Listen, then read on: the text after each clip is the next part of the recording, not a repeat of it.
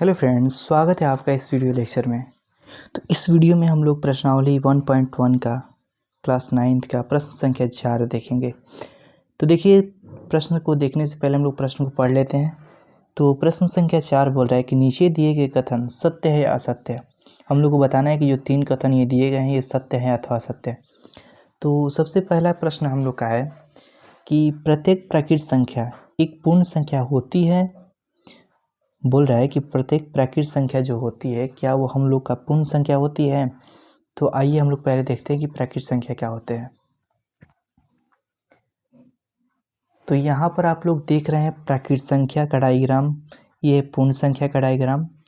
तो प्राकृत संख्या का जो डायग्राम है, इधर होता है आप लोग का पॉजिटिव, इधर क्या होता है आप लोग का, इधर होता है आप लोग का पॉजिटिव प्लस, इधर आप लोग का होता है माइनस। तो इधर जीरो से संख्या रेखा पर जीरो से दाहिने तरफ राइट साइड जो हम लोग का पॉजिटिव संख्या जाता है और जीरो से बाएं तरफ हम लोग का निगेटिव संख्या जाता है।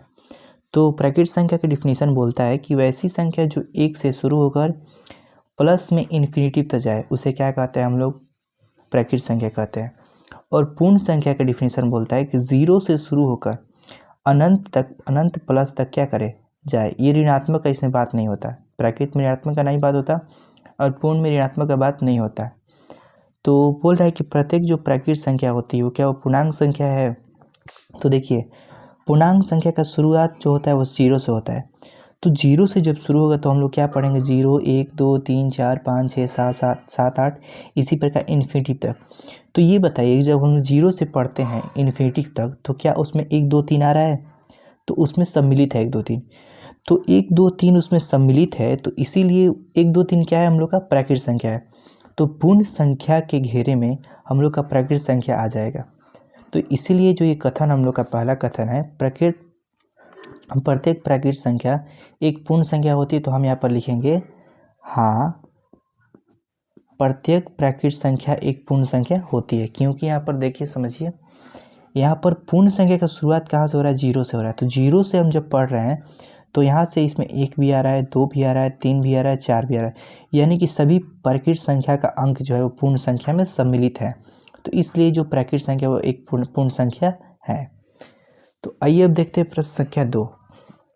बोल रहा है कि प्रत्येक पूर्णांक एक पूर्ण संख्या होती है।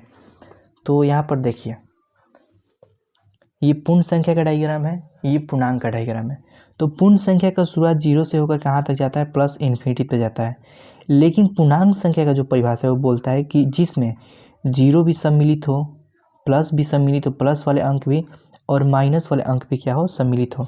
जिसमें तीनों अंक सम्मिलित होता है उसको हम लोग पूर्णांक संख्या कहते हैं। लेकिन यहाँ पर प्रश्न बोल रहा है कि प्रत्येक पूर्णांक एक पूर्ण संख्या होता है। तो देखिए, यहाँ पर पूर्णांक वाली संख्या में तो सभी आएगा प्लस माइनस जीरो, लेकिन पूर्ण वाली संख्या में जो है सिर्फ प्लस आता है। क्या आता है, जीरो आता है और प्लस आता है। तो दो चीज़ तो यहाँ पर मैच कर रहा है, एक होता है हम लोग का जीरो, एक होता है धनात्मक संख्या। तो ये पूर्ण संख्या में आता है।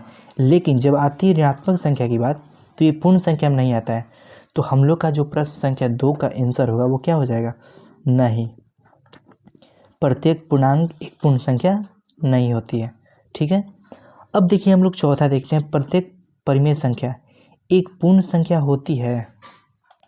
तो परिमेय संख्या वैसी संख्या होती है, पहले हम समझ लेते हैं। देखिए, परिमेय संख्या जैसे उसको p/q के रूप में लिखा जाता है, जहाँ पर q नॉट इक्वल टू क्या होना चाहिए, जीरो होना चाहिए।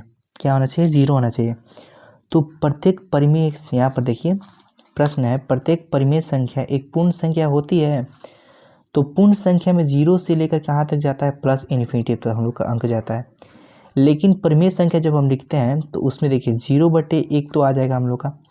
0/1 क्या हो जाएगा हम लोग का, देखिए जीरो है पूर्णांक संख्या, तो 0/1 यानी कि ये भी p है, अब बटा का बटा q है। यानी कि इसको जीरो को हम लोग, जो जीरो पूर्ण संख्या में आता है, इसको p/q के रूप में हम लिख सकते हैं, जहाँ पर p भी पूर्णांक है और q भी पूर्णांक है और q not equal to zero भी है। तो हम लोग का जीरो तो ये परिमेय संख्या हो गया। एक लिखेंगे तो एक भी हम लोग का क्या हो जाएगा, 1/1 ये भी परिमेय संख्या हो जाएगा, 2/1 ये भी परिमेय संख्या हो जाएगी, 3/1 ये भी परिमेय संख्या हो जाएगा। लेकिन जब हम माइनस की बात करेंगे, -3 लिखेंगे, तो ये बताइए -3 के बटे में 1 तो है, लेकिन क्या ये एक पूर्ण संख्या है। -3 जो है, -2 जो है, -5 जो है, क्या ये पूर्ण संख्या है। तो आप लोग कहेंगे कि नहीं, ये पूर्ण संख्या नहीं है, क्योंकि पूर्ण संख्या जो होता है हमेशा जीरो से लेकर कहाँ तक जाता है, प्लस इन्फिनिटी तक जाता है, माइनस में नहीं जाता है। तो इसको हम लोग p/q के रूप में लिख सकते हैं। लेकिन जो हम लोग का 3 है 2 है, यहाँ पर 5 है, ये पूर्ण संख्या नहीं है, पूर्ण संख्या नहीं है, इसीलिए हम इसको परिमेय संख्या नहीं कहेंगे। तो यहाँ पर लिखेंगे प्रत्येक परिमेय संख्या जो होता है वो एक पूर्ण संख्या क्या नहीं होता है। क्यों नहीं होता है, मैंने बताया कि जैसे यहाँ पर मान लीजिए 3 है 2 है, तो ये तो इसके बटे में एक छुपा है, इसके बटे में भी एक छुपा है, तो इसको p/q के रूप में लिख सकते हैं, इसको भी p/q के रूप में लिख सकते हैं। लेकिन ये बताइए जो हम लोग का -3 है -2 है, क्या ये पूर्ण संख्या है? नहीं है, क्योंकि पूर्ण संख्या में हमें जीरो आता है और प्लस, यानी कि पॉजिटिव के अंक आते हैं। ये दो संख्याओं को ही हम लोग क्या कहते हैं, पूर्ण संख्या कहते हैं। इसीलिए ऋणात्मक संख्या की जब बात आएगा तो ये परिमेय संख्या नहीं हो पाएगा, इसीलिए हम इसको परिमेय संख्या एक पूर्ण वर्ग संख्या नहीं होती है। तो हम लोग क्या हो जाएगा, आंसर हो जाएगा, यहाँ पर भी आंसर हो जाएगा, यहाँ पर भी आंसर। तो हम लोग का इस प्रकार प्रश्न संख्या 4 क्या हुआ, समाप्त हुआ। अब हम लोग मिलते हैं अगली वीडियो में अगले प्रश्न के साथ। धन्यवाद।